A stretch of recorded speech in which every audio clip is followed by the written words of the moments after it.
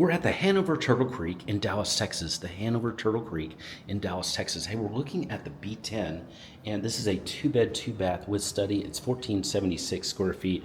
It's gorgeous. Let's go take a look at it. So we're gonna walk in, and wow, there's that study here. I love not only the study, but I love it that it closes off too. So very, very cool feature about that. And then let's walk in and take a look at what this looks like too. This is gorgeous. Look at this.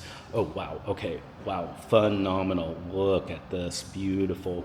All these windows, all this space. This is going to be very, very fun to live in. This kitchen is dynamite. It's gorgeous, beautiful white. It's just stunning. Love the feel, love the look here. And of course you do have gas stove here, and just this beautiful huge island that you can really congregate. This is a soiree waiting to happen. A really fun event, party with yourself, your that significant other, those special people in your life. They're all going to really enjoy this.